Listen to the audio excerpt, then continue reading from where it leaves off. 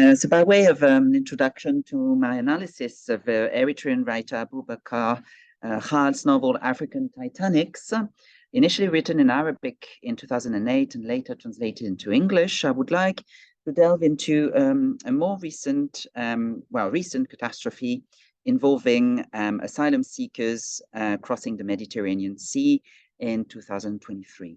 On June the 14th, the Adriana, a fishing boat carrying 750 people, capsized in the Mediterranean Sea. According to Melissa Fleming, in an article titled "We Just Witnessed the Deadliest Shipwreck in Years, the World Barely Flinched," I quote, "the more than 600 deaths were entirely preventable, and yet the world barely flinched." Beyond the appalling and dreadful number of victims, another element shed light on the specificity of that event, the fact that this tragedy, I quote, garnered far less attention and resources than the Titan rescue efforts for 5 people, as explained by Chantal da Silva in an article titled "A Tale of Two Disasters, Missing Titanic Sub Captivated the World Days After Deadly Migrant Shipwreck." The verb captivate has to do with the concept of attention, as it means basically to hold the attention of someone by being extremely interesting, exciting, pleasant, or attractive. In this article, Da Silva explains that, I quote, a second quote here, "As rescuers raced to find a handful of wealthy people and explorers who vanished after launching a mission to survey the Titanic, another disaster at sea that's feared to have left hundreds of people dead has been swept from the spotlight." So when it comes to the various degrees of attention paid to the two events that took place 4 days apart, Judith Sunderland, Associate Director for Human Rights Watch's Europe and Central Asia Division, explained that it's a horrifying and disgusting contrast, therefore shedding light on the apparent disparities in resources and media attention on the two crises. Indeed, still in the same article, we'll learn that thousands more articles appeared to have been published about the submersible than about the migrant boat. Yet it's 100 times as many people who are feared to have lost their lives. And these people, they were forced to flee their homes. They were looking for safety. Fleming also talks about the breathless coverage of the submersible, and further adds, "Few were interested in why those desperate hundreds risked their lives in search of better, handed their life savings to brutal smugglers, and crammed themselves onto an unseaworthy vessel bound for Europe. I wonder if we will ever learn the names of the dead." Out of the approximated 750 people on board, the Coast Guard rescued 104 people and recovered 82 bodies. No women or children were among the survivors. Now, in 2008, Eritrean writer Khal wrote African Titanics, a short novel, 122 pages, that hinges on the Eritrean character called Abdar and his journey from Eritrea to the Tunisian coast in order to try and cross the Mediterranean Sea to reach Fortress Europe, yet to no avail. Khal fictionalizes the story of migrants and asylum seekers and gives a voice to the, so that's the map I wanted to show you, gives a voice to the silenced deaths. It's a quote from page 122. And to those who survive the terrible journey. In this paper, I want to argue that Thanatic ethics is clearly central in Khal's novel, and it is even more spotlighted, that it's very much linked to the sensory, to bodies or even dead bodies as matter, central issues in this conference. In order to explore this, I would like to lay the emphasis on several themes that I deem central and will constitute 3 sections that I will announce later. So one of the threads I will try and follow while referring to these themes is that of attention. I said the word attention quite a lot already. So attention, as noted before, and several journalists and analysts have pointed out the lack of attention when it comes to the Adriana catastrophe. Therefore, here I will try and reflect on the poetics and ethics of attention, to quote Jean-Michel Ganteau's recent study, which to some extent addresses refugee writing in its first chapter. Right, so my first part is entitled A Sensory Dive into the Smuggling World. African Titanics offers a sensory dive into the smuggling world. That's a quote from Hal's novel, where death is omnipresent. I will identify a couple of elements to make my point here. Obviously, it won't be exhaustive. First, Hal describes a situation whereby the sense of hearing is a central concern. At the beginning of the novel, one can read, it's quite a long quote, but I think it's very important. Migration came flooding through Africa, a turbulent swell sweeping everything along its wake. I and many others beside me attributed it all to the work of a dark sorcerer emerging from the mists of the unknown and sounding a magnificent bell whose resounding tolls had stirred Africa's youth from their long slumber. The depths of the bush began to tremble and shake, and wherever the sound of the bell reached, life would never be the same again. It was a pandemic, a plague, and not a single young soul was left untouched. Dong, dong, dong, pealed the bell, calling one and all to its promised paradise. The incipit clearly insists on the flood myth to which migration, of course, is compared here, and that to some extent is detrimental for the African continent, as can be heard, for example, in the alliteration in S in swell sweeping. This also has to be read as some form of prolepsis, announcing what the future holds in store for these border crossers, i.e. those for whom the bell tolls.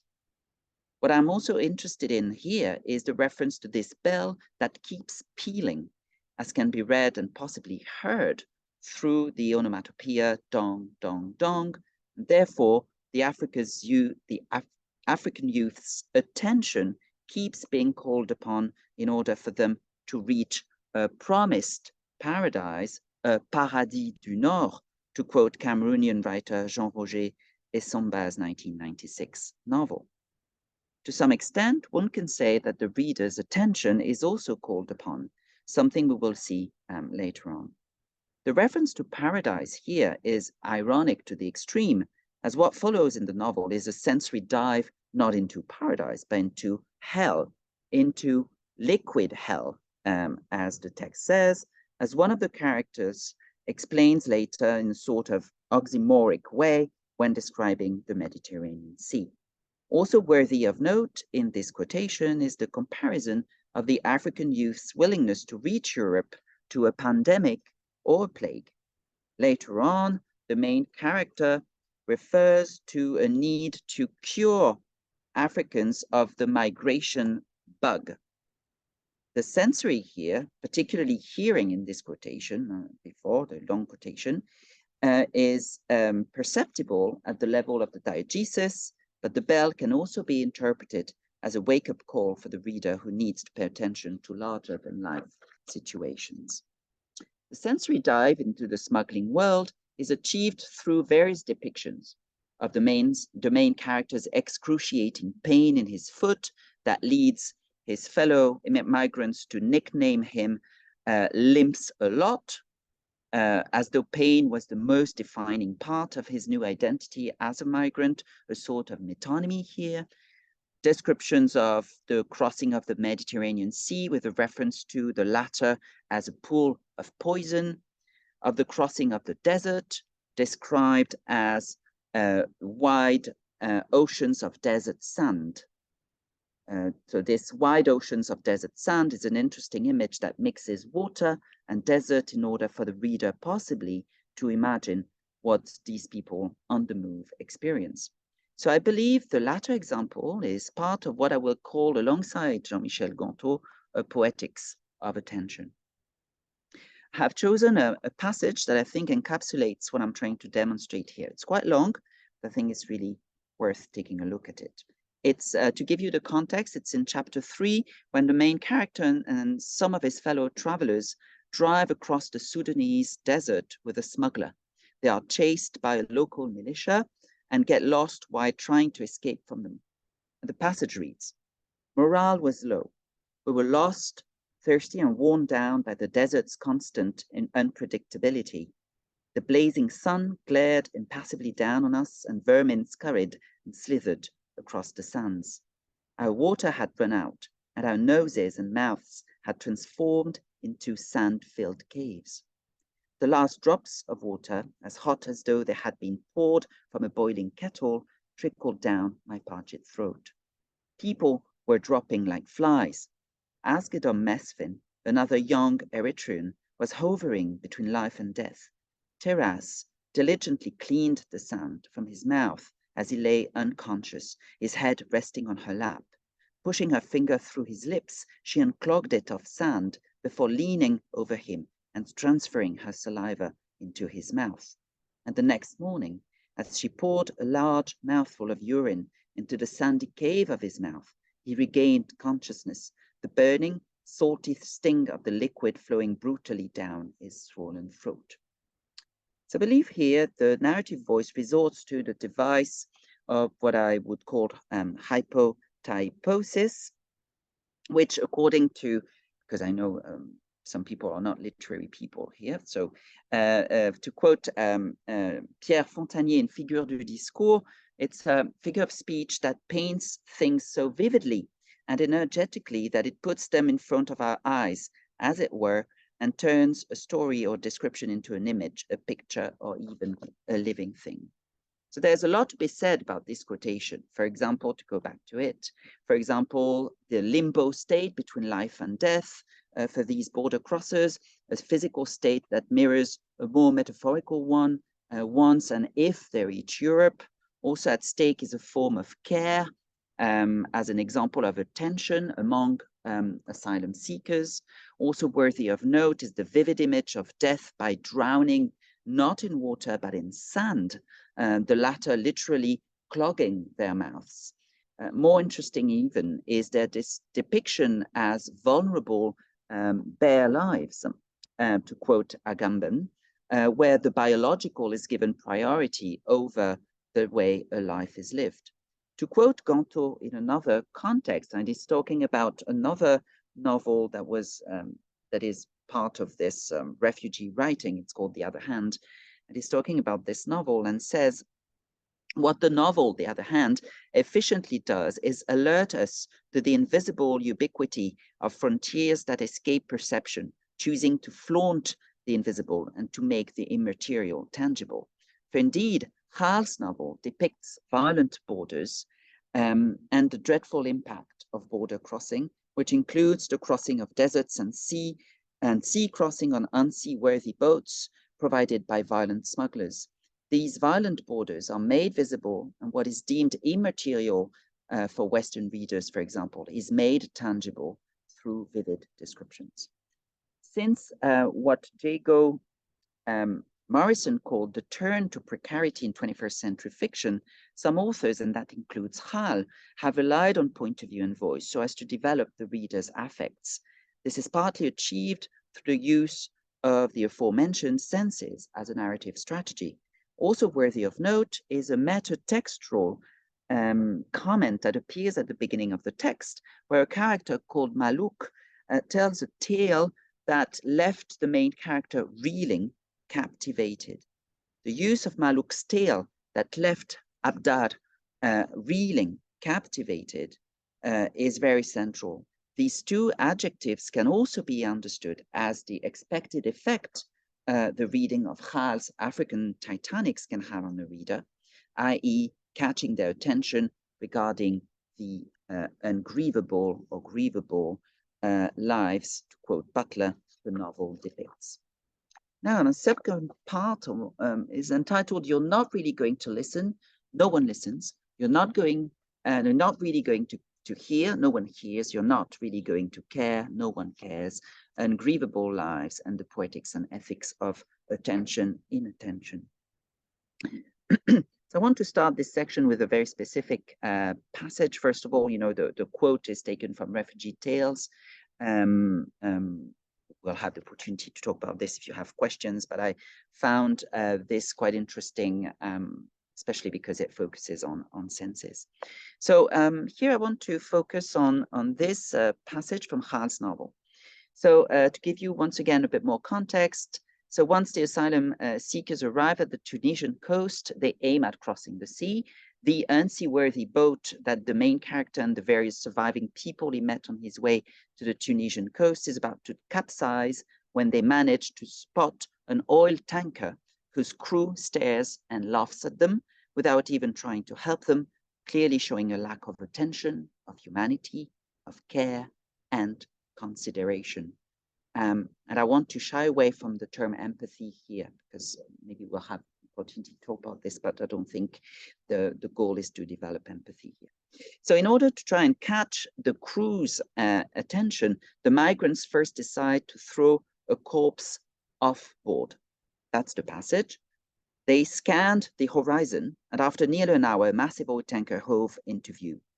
They waved at it furiously with whatever they could lay their hands on, and as it drew parallel, they saw a small group of sailors grouped motionlessly on its deck, surveying them in silence. Let's throw one of the corpses so they can see what state we're in, Malouk suggested. They hoisted up a woman's body and threw it in the water. The sailors made no response, so they threw out more, but the steamer continued on its course, and the sailors remained on deck, their arms folded across their chests, smiling and sniggering. The boat began to go under, and people threw themselves into the icy water. Finally, Malouk's memory caught up with the present moment, where he lay floating on a plank in the sea as lifeless bodies drifted around him, hungry fish nibbling at the women's breasts. Here, 2 minutes?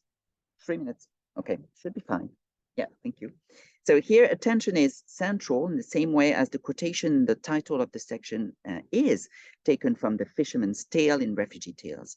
As we can see, the old tanker crew is not stupefied.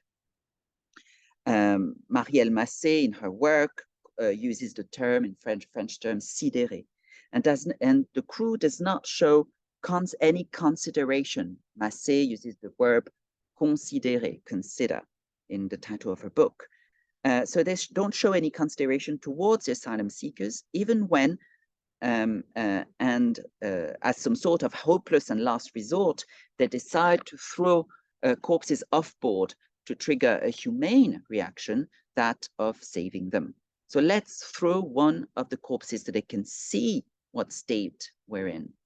In her book, Massé explains that when it comes to migrants, it should not be about stupefaction, but more about consideration. She explains that this is what we need, and what we need, she says, is a movement not of stupefaction, but of consideration, which should also animate us.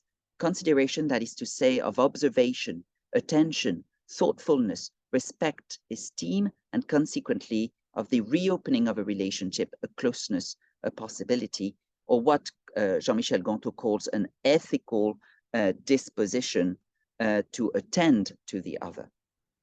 The dead bodies that are thrown off board should embody a sight to trigger a sight that triggers off a surprise effect and produces an event breaking with the continuum of habit.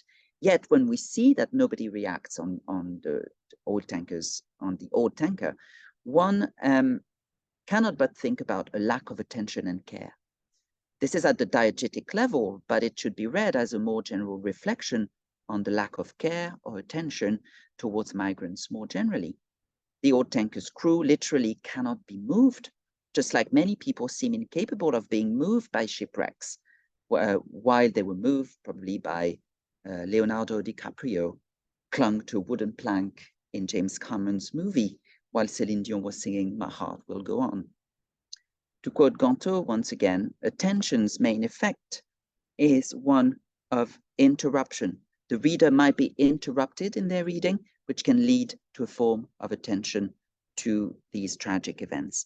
The fact that they resort to throwing these corpses off-board is apparently needed so as to make the tanker's crew and the reader adjust their perspective, to quote Siobhan Brownlee and Veredwan Abu Dahab, on these voiceless subalterns. So very quickly to wrap it up, the last section is, so I wanted to talk about this, about, can art subvert the ungrievability of migrant lives? Wanted to talk about this exhibition that took place in 2019 in London, Sink Without Trace, but I don't have time. So just briefly, I have, well, one page left. Sorry. So finally, what I also wanted to raise the issue of what Irene Kakandas called co-witnessing. She explains that the co-witness is usually not present at the infliction of a crime or injustice, or are present but not direct target of it. They have a desire to think about others, to listen respectfully to their stories when those others are able to recite them themselves or help research the other's history and learn the historical details and complexities when the targets of the violence of injustice cannot speak for themselves. They pass on others' stories without appropriating them or claiming victimhood for themselves. Hal seems to be one of those co-witnesses by giving voice to the silent deaths that I was referring to earlier, in the same way as Amanda Gorman does